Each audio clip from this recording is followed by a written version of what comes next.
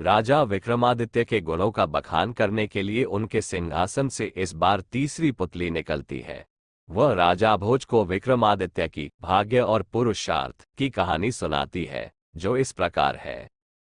एक बार भाग्य और पुरुषार्थ के बीच इस बात को लेकर बहस हुई कि उन दोनों में से सबसे बड़ा कौन है।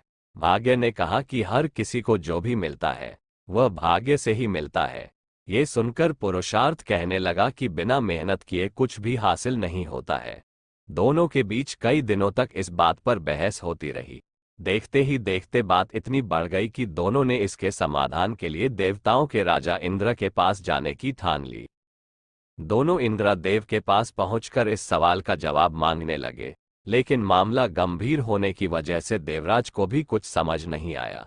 फिर देवराज इंद्र ने उन दोनों को राजा विक्रमादित्य के पास जाने की सलाह दी। उन्होंने कहा कि राजा ही इस बात का जवाब दे सकते हैं कि आप दोनों में से कौन सबसे बड़ा है। इतना सुनते ही भाग्य और पुरुषार्थ तुरंत मानव भेष में विक्रमादित्य के पास पहुंच गए। राजा के दरबार पहुंचकर भाग्य और पुरुषार्थ ने अपने झगड़े की वजह उन्हें बताए। उस वक्त विक्रमादित्य को भी इसका कोई उचित जवाब नहीं सूझा। तब राजा ने दोनों से 6 महीने का समय मांगा। इस दौरान भाग्य और पुरुषार्थ के सवाल का उन्हें कोई जवाब समझ नहीं आता। तब राजा सही जवाब की तलाश में अपने राज्य में जनता के बीच सामान्य नागरिक का भेष बनकर घूमने लगते हैं। राजा को काफी कोशिश के बाद भी अपने राज्य में इस बात का सही जवाब नहीं मिलता। फिर राजा भेष बदलकर दूसरे राज्य में जाने का फैसला लेते हैं। ऐसा करते करते राजा कई राज्य पहुंच जाते हैं, लेकिन उन्हें जवाब नहीं मिलता। इस दौरान राजा एक व्यापारी के पास जाकर काम मांगते हैं और कहते हैं कि वो ऐसे काम कर सकते हैं जो कोई अन्य नहीं कर सकता। कुछ दिन बाद व्यापारी बाहर काम के लिए राजा विक्रमादित्य के साथ जहाज से जाता है। कुछ दूर जाते ही अचानक तेज तूफान आने लगता है और जहाज एक टापू के पास फंस जाता है। तूफान थमने के बाद जहाज को टापू से बाहर निकालने के लिए लोहे का कांटा उठाना होता है। व्यापारी ने राजा को उसे उठाने के लिए कहा। जैसे ही राजा ऐसा करता है तो जहाज तेजी से आगे निकल जाता है और विक्रमादित्य टापू पर ही छूट जाते हैं। टापू पर छूटने के बाद राजा कुछ देर आगे चलते हैं तो उन्हें वहां एक नगर दिखाई दिया। नगर के गेट में लिखा हुआ था कि यहाँ के राजा की बेटी का विवाह महाराज विक्रमादित्य के साथ होगा। ये पढ़कर राजा चौंक गए और महल में चले गए।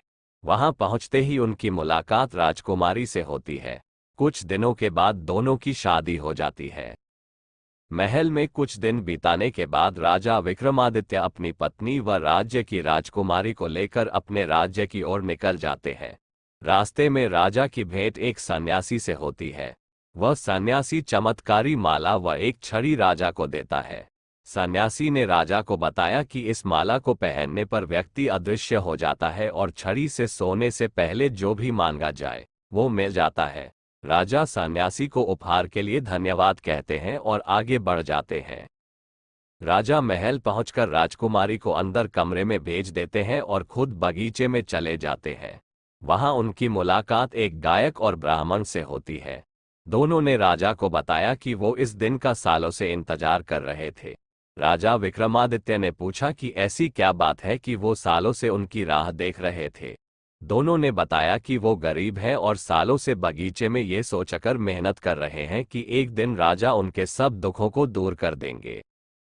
इतना सब सुनते ही राजा ने सन्यासी से मिली माला गायक को दे दी और छड़ी ब्राह्मण को। उसके बाद राजा अपने दरबार चले गए।